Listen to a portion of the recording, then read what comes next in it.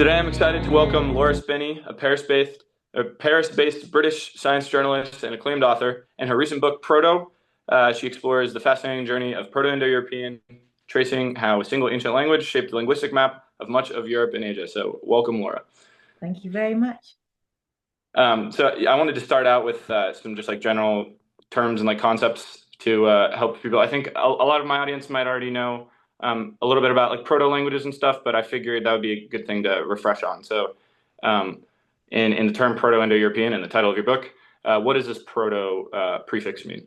Yeah, okay. So I mean it's Greek for first. So it's the sort of prefix that we put in front of often what's conceived of as a language of families to indicate the language that was the last common ancestor of that family, the one that gave rise to all those that have been documented.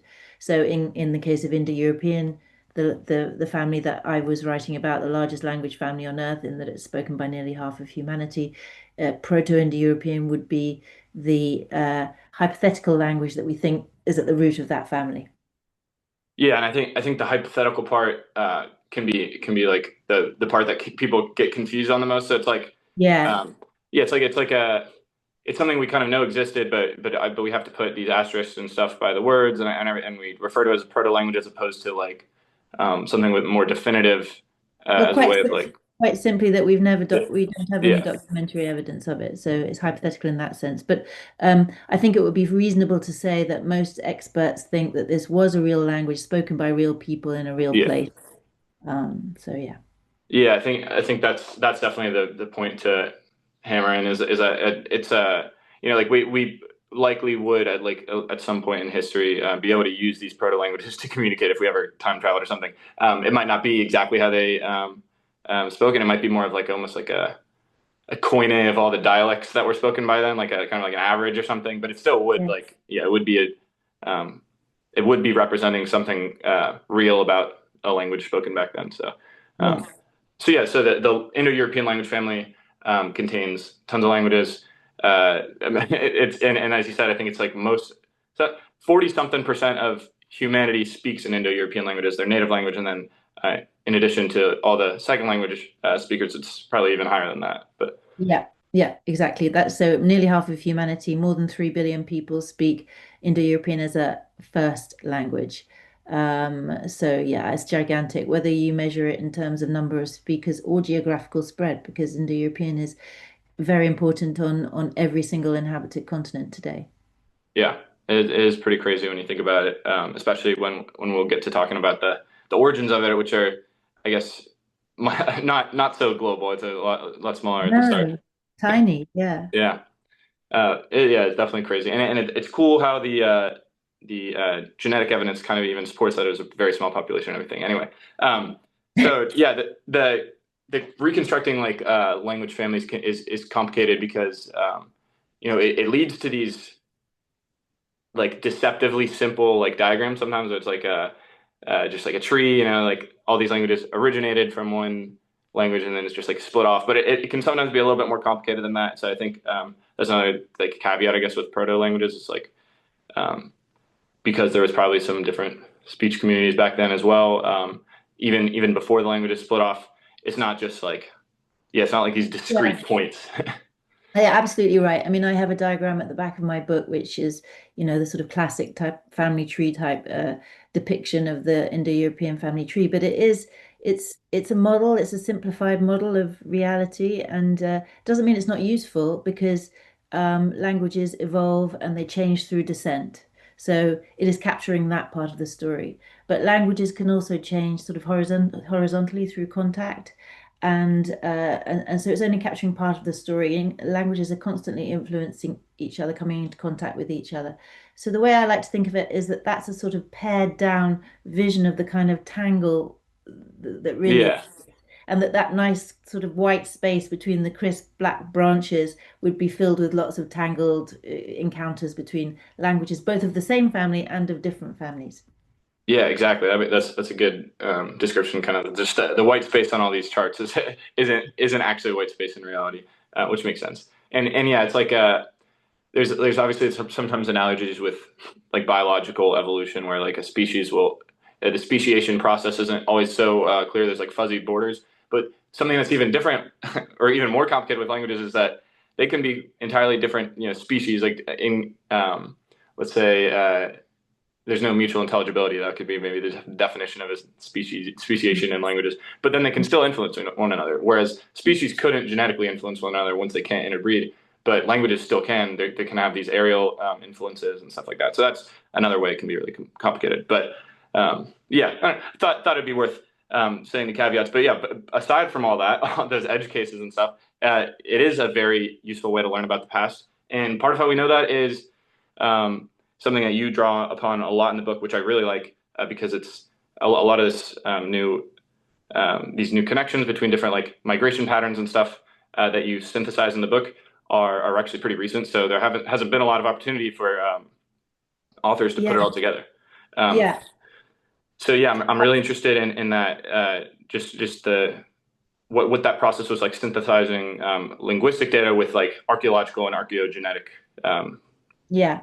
Okay. So, I mean, just to go back a step or two, like the reason that I wrote this book now is because the story of these languages and of many languages, to be honest, has been kind of rather transformed in the last decade or so by this revolution in biology, which is the ancient DNA revolution. In other words, that we can take DNA from ancient human remains and analyze it.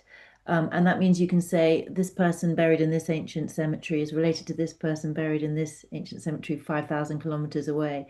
And therefore, you can also say something about the closeness of their relation. You can say, there was a migration between those two places and it took place over so many generations, roughly. And yeah, therefore, you can start to trace prehistoric migrants through space and time. And obviously, that's very valuable because we're talking about a time before writing. So nobody was describing those journeys in text, or at least not in text that have come down to us.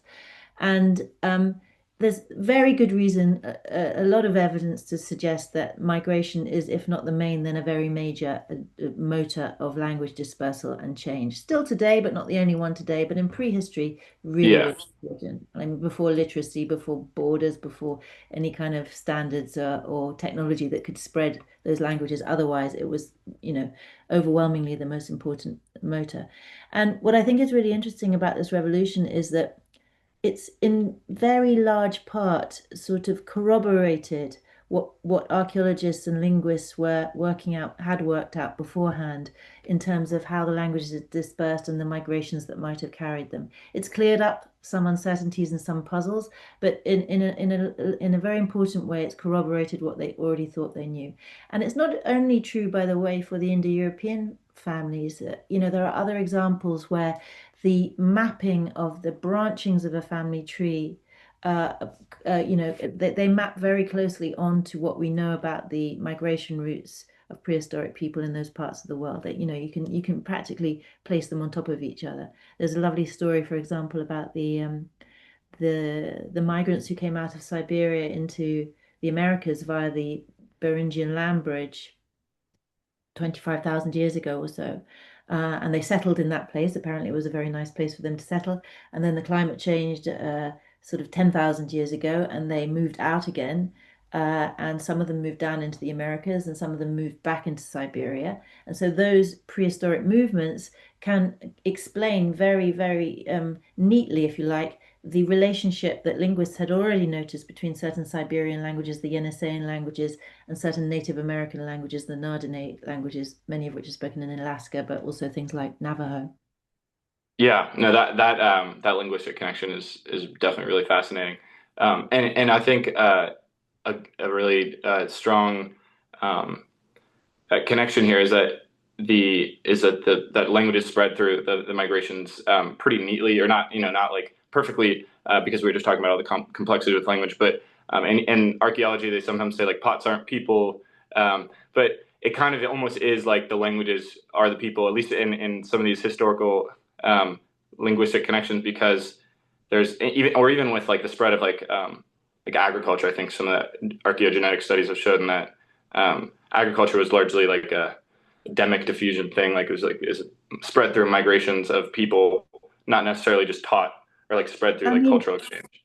it is more complex, but let's say that people, when they migrate, very often take their languages with them, at least for a while. I mean, maybe when they get to the new place and they sort of start to assimilate and mingle with the local population, things will start to change. But you can at least see that premier, sorry, I was speaking French. They can at least take that first, that they will take it with them to the first generation will carry their languages with them almost certainly, and their stories and everything that goes with it. After that, things get more complicated. And by the way, these horizontal contacts that we were talking about um, are also really a valuable source of information as well. So I give the example in my book about the Romani languages and how they were carried west by people leaving India in a thousand-year exodus. And you can sort of track that journey towards Europe by the loan words that those people picked up, their languages picked up along the way. And you can tell all sorts of cool things, like, for example, they absorbed Romani, the common Romani language, absorbed Persian words, for example, for pear, for donkey, for what was the other one? Other example I had honey, I think. But it didn't absorb any Arabic words. So the deduction is that they had left Persia on their westward trek before the Muslim conquests of the 7th century AD. Yeah, that is really fascinating. Especially how so a lot of language change happens through these like regular sound changes. So you can actually Mm, sort of date borrowings based on when it was borrowed, or not exactly. just the who they borrowed it from, which the Persian Arabic example is actually really cool. Um, Mm. but you could also just say like it didn't go through the sound change, or it went through the sound change, which means it had to have existed, had to have been borrowed a really long time ago. Yeah, Right, because when a word is absorbed into another language, it starts getting sort of massaged by the grammatical rules of that language yeah. when rather than the one it came from. Yes, that is really, yeah, the borrowings for a way of like almost as opposed to just looking at like a tree of splits, you can also actually kind of like map it out geographically as well when you take those borrowings into account, and it works really well with the Romani language. I thought that was a really cool example. The only caveat about that is, I mean, this is we're talking about the sort of bread and butter work of historical linguists. This is the kind of painstaking stuff they do day to day to, understand the past of our languages. But these sets of tools, the set of tools they have, this toolbox, kind of only works backwards to about 10,000 years. Beyond that, it's very difficult for them to distinguish the effects of borrowing and descent. So that's why, people are studying what happened in the prehistoric linguistic landscape up to about 10,000 years ago, up to about the Neolithic Revolution and just after the last ice age, but they can't really go back Yeah, further. Obviously, there's a fascinating story before that. And obviously, Proto-Indo-European, for example, or Proto-Afroasiatic or Proto-Sino-Tibetan, that's not the beginning of the story. There are bigger superfamilies. Everybody agrees on that. It's just that we can't really say that much about them at this point in yeah. time. Unfortunately, yeah, I wish we could figure out some way to project that Yeah, language farther wouldn't it be back. fascinating? But yeah, another good point. It's like based on what we know about human migrations from DNA and archaeological evidence, there's tons of humanity long before the earliest proto-language, even the earliest one, like Afroasiatic, as you said, so like 10,000 years ago. Like long before that, there's tons of language families doing probably similar things. Yeah. Um, but yeah, we can't reconstruct that far because of the things we are talking about, like the sound changes. Um, and all that. But the good thing, I guess, with or at least the fascinating thing with Proto-Indo-European, which is what your book focuses on a lot, is so that was about like 4,000 to 5,000 or 5,000 years ago, like max. 5,000 years ago. Yeah. Yeah. Okay. Um, Well, so some people put it a little bit older. There's still, some debate. But yeah, let's say yeah. between 5 and 10,000 years ago. Okay. So yeah. So within that time range, so we can do a pretty good job reconstructing Yeah. the language, and what that can tell us is in combination with archaeological evidence and genetic evidence, we can kind of learn about these people as like in a in some way that's like abstract and not just focused on one source of evidence. We can kind of piece it together a little bit. So could you kind of give us like the general, like what most people agree upon about the Indo-Europeans, like what they're like culturally and Oh, who spoke yeah, Proto-Indo-European? essentially, yeah. Okay, so sometimes the nomenclature gets a bit chewy. People Yeah. don't necessarily agree on the labels, but when I use Proto-Indo-European in my book, just to be clear at the beginning, I'm talking about the language that is the sort of parent of all modern living Indo-European languages. So that was one that was spoken about 5,000 years ago, and most people would agree now, I think, with the injection of this very valuable genetic data in the last decade that they were people who lived on the steppes north of the Black and Caspian Sea, and the archaeological culture that seems to best fit this story, both the linguistic evidence and the genetic evidence, is called Yamnaya, which is or Yamna in Ukrainian, but in fact the Russian term Yamnaya is the one that's most used in the literature. So it's the one I used in my book. And Yamnaya is a Russian word meaning pit grave. So it basically that culture is defined by its burial rite, and they would lay their dead out in a certain fashion under these very distinctive burial mounds called kurgans in the steppe, which are very visible because often they're the only landmarks there for miles around. And these people were honestly truly fascinating because they were the first truly nomadic herders in that part of the world. And they kind of worked out a way of life that meant that they could survive in that very hostile environment of the steppe, which is truly hostile. I mean, there's no shelter. The temperatures can go up to 40 degrees Celsius in summer and down to -40 in winter. And it's just grass Yeah. unless it's thick snow. And, there's no shelter from those Siberian winds, and there's a shortage of water in summer and, thick snow in winter. So it's a very difficult place to live. And they kind of worked out how to do it. Previously, their ancestors had basically been much more tethered to the river valleys and had only strayed out occasionally when they needed more grass and then returned to their river valleys. But these people worked out how to live all the time in the grasslands, moving with the seasons, moving with their herds. And in doing so, they essentially unlocked the huge energy reserve of the Eurasian steppe. And that meant that they underwent a huge population explosion. They were also, by the way, quite tall and they lived quite a long time. They were well nourished, let's say. And it's this population explosion, this radiation that pushed them out and pushed their languages with them. They also, by the way, probably had quite an expansionist mentality. Yeah. And we know that from sort of some of the stories and the myths that linguists have pieced together. They were fond of raiding, they were fond of, uh, you know, um, uh, they were they were not violent. They were not. I mean, I'm not trying to suggest that the languages were spread through violence because that's been a big debate and it doesn't look like they were anymore. But they were violent in the sense that they weren't afraid of raiding their neighbors and taking animals and women and land and pushing out their own boundaries. So the sort of combination of these forces meant that those people moved east and west, covering over a fairly short period of time, but still nevertheless a number of generations, huge amounts of space, and the genetics corroborated that. So we can see that, the Yamnaya people went as far as the western extremity of the steppe, which is modern Hungary, but they even got as far as China in the east.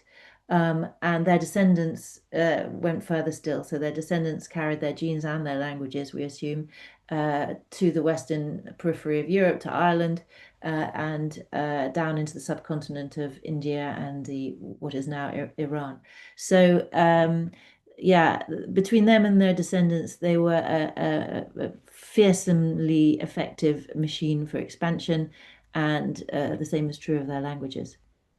Yeah, that's fascinating. And I guess something that I struggle with sometimes when I'm thinking about these people is I think of them as like in such like ancient terms. Like I'm thinking of them as as just kind of a continuation of like hunter-gatherers or something. But realistically, the big thing here is that they had a technological advantage in terms of their ability to use livestock as a source of energy and use the steppe as a source of energy, and that had this really quick effect on their culture and stuff, right? Is that would you agree with It's that? a really interesting point because the hunter-gatherers were also obviously very mobile in the landscape.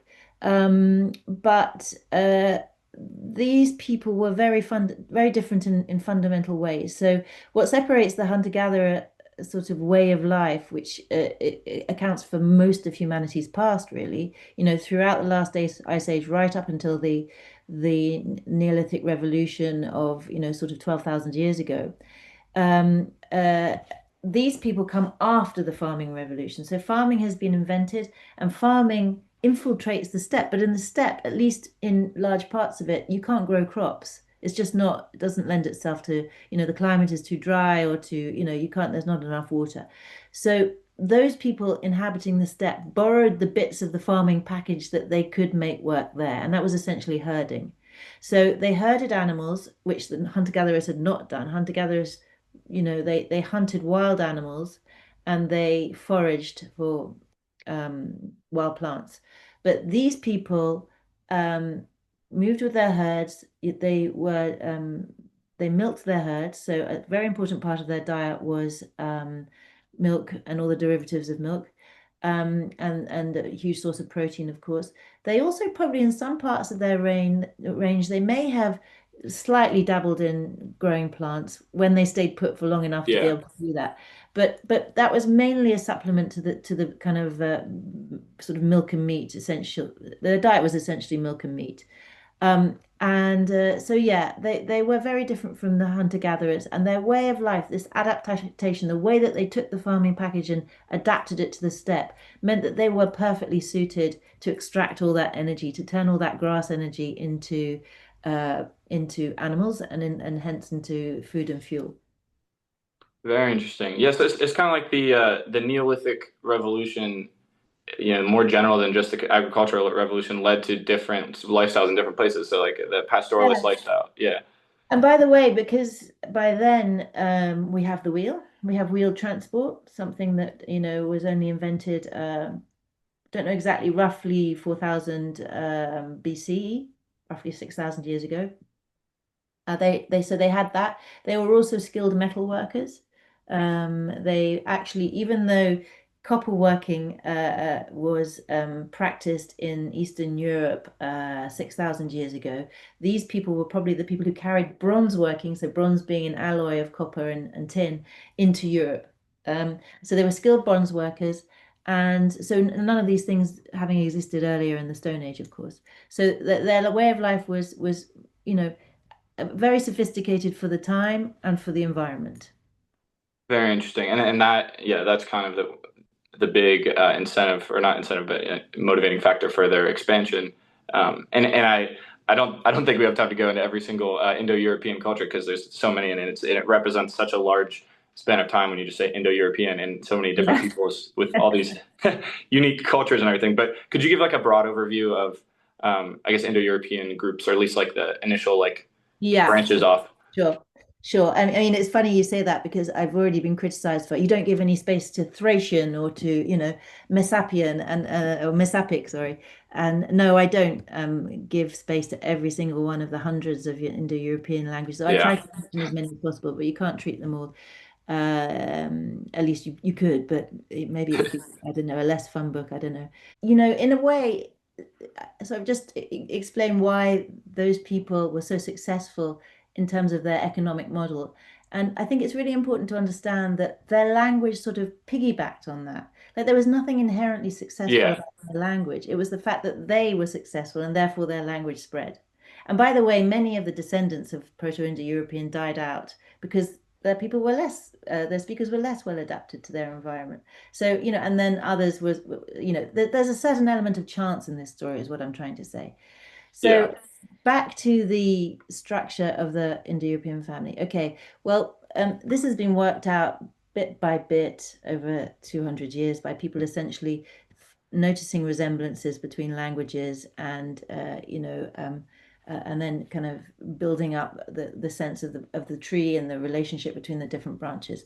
There are still, by the way, disagreements about some of the detailed relationships within that tree, but I think that the broad consensus, the broad shape of the tree is now agreed upon. And there are 12 main branches, of which two have completely died out. So that would be the Anatolian branch, which the best known representative is Hittite, the language of the great Hittite civilization, and Tocharian, which most people have not heard of, but was the the branch of the family spoken to furthest east in what is now China, and also died out in its case in what we would consider the Middle Ages, about the 10th century AD. The other 10 branches all have living representatives. So that would be uh, Italic, Celtic, Germanic, Baltic, Slavic, Greek, Armenian, Albanian, Iranian, and Indic, of which the major representative is Sanskrit. I don't think I've missed any out. Sometimes they're slightly categorized slightly differently, and Indo-Iranian are usually bunched together because they're so similar. Yeah, and then again, like as you were saying at the beginning of the talk, is there's all this white space in between that, so there might have been other branches that, that we don't know about, but yeah, the ones that we know sort of have continued as like cultural horizons in a certain extent, to a certain extent too, like the I guess the Italic branch, it contains a lot of Southern and Central European countries that are somewhat similar, and like so it's like still sort of like exists as like these entities, but realistically they've all split into many different languages or have transformed into a different language. So like that Hellenic branch has basically, it still only has about Greek. one language, right? As just Greek, um, Greek. but it's obviously a lot different from like Proto-Hellenic or whatever. But Oh yeah, yeah, yeah. Well, and also there's a, I mean, maybe we should have said this earlier, but the very definition of a language is quite yeah, arbitrary and very political. And the distinction between a dialect and a language is also very political. And people say Greek has remained a single language for 3,000 years, which, by the way, if true, it would be rather extraordinary. And it has, but it's it's got a lot of very different dialects. And just to kind of illustrate that sort of slightly woolly distinction between a dialect and a language, I mean, uh, the speakers of northern and southern dialects of, say, German or Italic or Italian, modern Italian, yeah, don't understand each other, right? So that is, German is supposed to be one language, Italian is supposed to be one language, but if you take northern and southern dialects of Italian, they don't understand each other. Same in Germany. In fact, yeah, a lovely anecdote is that when the Germans and the French fought a war in 1871, the German army contained Prussians and Bavarians who didn't understand each other, so they spoke in French, the language of the enemy. very And interesting. if you think about Swedish, Danish, Norwegian, they can understand each other, even though they technically speak three distinct languages. Yeah, that's a very good point. Yeah, it might have been a good thing to say at that. Maybe we should have just gone like proto language. But yeah, like uh, I well, plenty of good points you said there. Like for instance, what we consider a language isn't always perfectly aligned with like borders, and Right. nowadays there's kind of like there's national languages that have been promoted enough to like where a lot of people do have or can communicate a lot across borders, which their ancestors or even like their grandparents might not have been able to do. Mm. So like I'm sure there's probably like some diglossia in Germany or in Italy. I know people will speak sometimes one of the dialecti language, I basically an mean, there's this Italian language concept at of home. there's this concept of dialect chains, right? Where, Yeah, each village can understand what the next village is saying, but the villages at the ends of the chain can't understand each other. And that was the way the world looked yeah. until we imposed national borders and national languages. But those dialect chains still exist in many places, and you can detect them underneath the weight of the national language. Yeah, exactly. Yeah, it's kind of like that white space again, like in between all Exactly, the exactly. yeah. So and then another thing where you're mentioning how the Greek language maybe hasn't changed as much. Like it isn't always the case that languages change at the same rate. So certain languages are more No. like linguistically conservative, right? So Right, and actually, Greek is a good example of how languages or dialects can converge as well as diverge. Because I mean, yeah, Greek is an interesting case because it's such an island nation, and so when you get islands, you tend to get different dialects on the different islands. But there's the Koine Greek that kind of that became a sort of lingua franca there. So you can think of that as a kind of convergence. And so it isn't always splitting and fragmenting. Sometimes they can converge. yeah. It's a a crazy term I learned recently was Coinization, which I guess they basically named after that process of you have a bunch of dialects and then you have like this standard form that kind of is almost like an average of the dialects because it borrows different things from different dialects, and then so that would be kind of like a way of generationally like bringing dialects back closer together.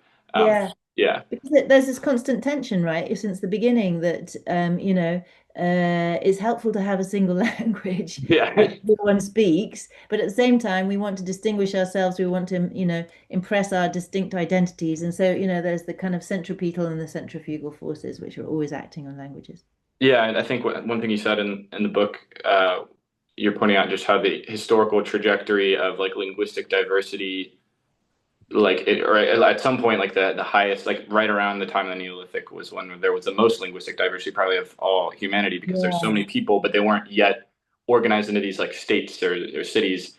Um, It's so they had all mind this. blowing, isn't it? I still Well, find that I still find that yeah, fact quite kind of mind blowing. I mean, when you think about it, I think it was Mark Pagel he's actually an evolutionary biologist, but he's really interested in language and makes a lot of parallels between those two at the University of Reading in the UK. And he about 20 years ago he estimated if human beings have been speaking since the beginning, which is a very big school of thought these days. It's not completely nailed for how yeah, long we've been speaking, but let's say if we've been speaking for 200,000 years, he said, probably 500,000, 500,000 languages have been spoken in the history of humanity.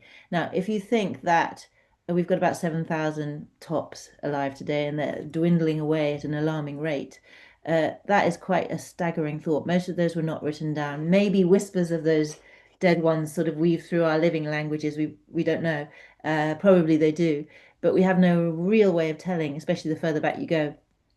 I find that staggering. And of those 7,000 we've got, which are still such a tiny percentage of the ones we've ever had, I think only about 10% are properly documented. So when yeah. we pretend to understand linguistic diversity and hence what language is and what it does, we really have not a very good idea, I would say. Yeah, I mean, aside from like uh, the cultural reasons or just like the humanity of wanting to preserve your language, there's also just like the academic side of things where, yeah, our idea of linguistic diversity is pretty limited to, honestly, for mostly just a lot of linguistics has just been studying Indo-European languages for Yeah. since the start of this, Yeah. which we're talking about was literally one language 5,000 years ago. They're basically studying one language almost. Yeah, Um, exactly, and exactly. yeah, and you're talking about. In some ways, I haven't done us any favors about it by writing a book about the one we know about. But Well, I definitely think you connect it to just general historical linguistics really well, and it gets you thinking, especially at the towards the end of the book. You talk about linguistic diversity and how you can get more linguistic diversity by just letting a language develop. But yeah, it is crazy to think that there's so many just like fundamentally like different starting points that we don't even know about. I mean, I was talking to a guy the other day who studies Papuan languages, and you probably know that Papua New Guinea is one of the most linguistically diverse regions in the world. It's essentially got the same number of languages in that one tiny island as in the whole of Eurasia. And they are barely documented at all. So in many ways, this is the absolute, negative, the reverse of the Indo-European languages. And he was saying, it's so difficult to describe what we're capturing in terms of diversity there to most people, to, kind of a general audience, most of us here speaking Indo-European, because they're just so different. It's very difficult to describe Yeah, a way of conceiving of the universe as captured in a language to people. If you're trying to describe, for example, biodiversity, you can do that. You've got visual props. You can show a photograph of some extraordinary seven-winged insect or some strange creature living at the bottom of the ocean. But you can't do that with language. You've got to describe it to people in words of another language. So it's a very difficult exercise. yeah. I'm sure anybody who's learned a non-Indo-European language can attest to that. How it's like Yeah, difficult to describe how there's so many differences. Like you learn maybe Spanish and there's certain similarities there, and then but then you go and learn Chinese or something, and you're right. in a completely different just Mm. realm of possibilities for where the grammar can go. And yeah, the very interesting. Yeah, so hopefully there's more money or effort put towards documenting these languages because it's really important to recognize the fact that we are kind of limited in terms of our what we studied. so far in historical linguistics. But that being said, the Indo-European family is really useful because we can learn so much about Yeah. um, the European history and Eurasian history really, and also we can learn about how languages change in different places And and also, many of the tools of historical linguists were worked out on the Indo-European languages. yeah, So they made a lot of mistakes, and this story has gone down some dark paths. But also, they have worked out a lot with thanks to those languages, which we can now apply to other languages and understanding their history and prehistory. exactly, yeah, and it's definitely been a really good like, case study that can be then expanded to all the different language families and just things that we don't even know are language families yet around the world. Um, Exactly. so something I think it's important to talk about like how the ideologies can sometimes get or Yes. the linguistic evidence can sometimes be co-opted.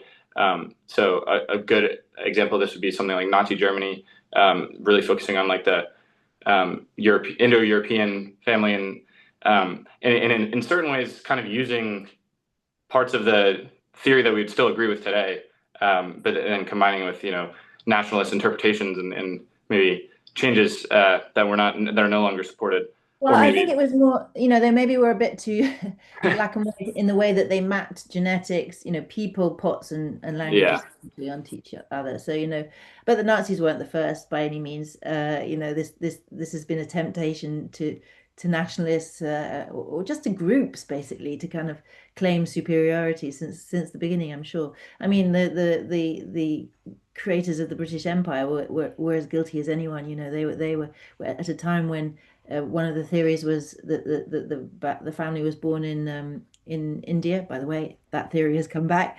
The idea was that the empire builders were in colonizing India were just retracing Aryan footsteps back to where they came from, and the Nazis, or even before the Nazis, German nationalists who preceded them. There was this idea that the cordedware people of Northern Europe, were blonde-haired, blue-eyed, made their pottery in a certain way, the cordedware style, and spoke Proto-Indo-European, and those three categories were very closely aligned, and therefore, in reclaiming their dominance and their superiority in Europe, they were just, going back to the beginning and reclaiming their birthright. So, this has always happened, and yeah. I think the only way to combat it really is to keep working away at the science and to keep trying to establish, a better evidence base for what really happened. Yeah, no, it can be frustrating for sure. From making content about this and stuff, I'll notice that like I'll say one part of the theory that happens to just I don't know maybe shine some ancient people in a good light, and then people get excited about that, and then I make a video that doesn't shine them in the same light, and then it's like I've betrayed them or something. It's just like Yeah. you kind of have to just be as like calm about it as possible and just say like sometimes it's going to sort of seem like it's supporting some group, but actually a lot of times it's not, and whatever. Yeah. um, Complicated. Yeah, and I mean the whole point of migrate. I mean, like no archaeological culture has ever been eternal. You know, Yeah, true, yeah, people rise and fall, cultures rise and fall, empires rise and fall, and so even if some group seems to be on top for a while and their language is dominant, that's not going to last forever. In fact, I wrote a piece the other day. It was for a section of the Guardian newspaper called Big Idea, which is supposed to be a bit provocative, where I was saying, could the English language die? And we assume not, and it's looking pretty damn healthy at the moment. But it's not impossible. No yeah, imperial language has survived forever in the past. So yeah. No, that's a good point. I mean, we really you can never know, and the crazier things have happened is I guess is a good thing to note. Languages can like nobody. I guess Latin split into different languages and that way survives, but used to be spoken everywhere and no longer spoken in I the mean, same way at least. the context changes for sure. Yeah, of course. So the cordedware culture, that was actually something I found really interesting in the book because of because of how debated it is and how it's had so many different you know I guess there's so many different ideas have been attached to the cordedware culture throughout history. So could you kind of like give a broad overview of what just like the genetics, culture, linguistics, kind of like all the things that we associate with cordedware, and maybe where the maybe what the consensus is today, even if it's still maybe still debated. Well, listen, let me just, yeah, I mean, I'll start, and then if you have other questions, just please, just dive in. But basically, as I said, the Yamnaya, who we think spoke this Proto-Indo-European language, they only went as far west as Hungary. Their remains have not been found any And that's further. based off of the genetic evidence or like the archaeological. Like when we're talking about Yamnai, are we saying their haplogroups or something haven't been found and ancient skeletons, or their burials haven't been found, or Their both? burials haven't been found. Yeah. But also, yeah, also the steppe ancestry that they carry becomes diluted from then on. I mean, this is an Okay. example of where the culture and the genetics don't necessarily map onto each other. Yeah. The corded ware people have many cultural similarities with the Yamnaya and many genetic similarities with the Yamnaya, but they also have important differences. So for example, most of the corded ware men carry a different lineages of Y chromosome from the Yamnaya men, and there's a debate about the relationship between them, and it has many nuances and complexities, but there is some evidence that at least some of the corded ware people were the offspring of the Yamnaya with the farmers that they met in the sort of forest belt where the steppe meets the forest in Europe. And so they were the direct descendants, but it may not be true of all of them. And there is another Yeah. theory that they may have been sort of related clans who separated earlier in way back in the steppe and then kind of followed different trajectories into Europe. And obviously, those two scenarios have different implications for the languages they spoke, how close they were or not. But Yeah. the corded ware then basically roar across the top of Europe. I mean, staggeringly fast and burning forest as they go, basically recreating the steppe in northwestern Europe, northern Europe. They go from Poland to Jutland, at the sort of border of what is now Germany and Denmark in about 50 years. And then the story continues on. They meet other people with different cultures, and their descendants carry the Indo-European languages, we think, further still. So they're an important link in the story. They're very much associated traditionally with the Proto-Germanic, possibly the Proto-Baltic and Proto-Slavic languages. All of that is a little bit still up in the air. But yeah, so um, they are the sort of link between the Yamnaya and the kind of they're the part of the story that helps explain the Indo-European domination of Europe because the Yamnaya can't do it on their own if you want to think of it that way. But maybe I haven't Interesting. answered your question. Yeah. No, I mean, I think that was a large part of like the question was just kind of figuring out who these people are and what the general disagreements are. So yeah, you mentioned, is it an offshoot of the Yamnaya? Is it a brother, sister of the Yamnaya population? I think the earliest Indo-European genetic signature is somewhere in it was like the potentially associated with like the Stredny dog culture, like so they could potentially be an That offshoot precedes of the Yamnaya. That precedes the yeah, Yamnaya in the or in something like that. Yeah. So maybe that's where Yes, no, they but so split you're off. right. So you're right. Yeah. What because so one of the possibilities is that some of the ancestors of the Yamnaya, those people who lived in the river valleys and only occasionally ventured out, could have given rise to the Yamnaya and the corded ware. So we're just talking about a Yeah. slightly different sort of genealogy there. Yeah, and then one cool aspect of that was the so in the genetic studies they've noticed that the Anatolian populations share a lot of this DNA associated with the Indo-Europeans, but they don't share all of it, and that's kind of like an important distinction. Or do you know as much about that? So the Anatolian languages are thought to have been spoken on the Anatolian Peninsula, so modern Turkey, Yeah, at a time when there was no steppe ancestry there. So there's no sort of genetic link between those speakers and the speakers of Proto-Indo-European up on the steppe. And that's been a big puzzle. And people have been trying to work it out. So we're talking about the very early stages of the family here. And I guess it boils down to when exactly Anatolian splits from Proto-Indo-European, and it doesn't actually ultimately matter that much, but it's always been considered the eldest daughter of Proto-Indo-European, so the first sort of branch to strike out and branch off. But it's looking a little bit more now like there were the two daughters of an older parental language. So that there was an older language which split to give Proto-Indo-European and Anatolian as its two daughters. And this possibly happened somewhere to the east of the Black Sea, so that one branch, the Proto-Indo-European branch, goes up onto the steppe, where it becomes the language of the Yamnaya ultimately, and the Anatolian branch instead goes south of the Black Sea and ends up in what's now Turkey and becomes Proto-Anatolian. So that's probably where the bulk of the evidence is pushing today, although Okay. this is kind of like one of the most fought over bits of the story at the moment, I'd say. So watch this space.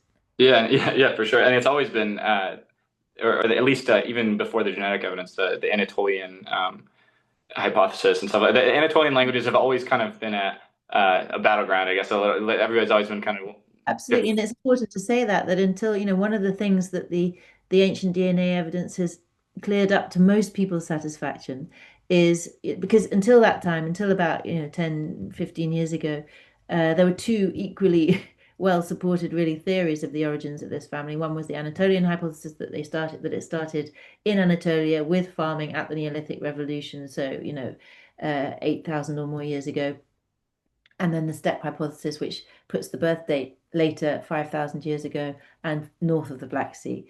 And the genetic evidence really tipped the balance in favor of the steppe hypothesis because it showed that there was indeed huge turnover in the European gene pool and in the gene pool of parts of Asia at that 5,000 year date. So the genetic evidence then comes Yeah. in to corroborate the linguistic evidence.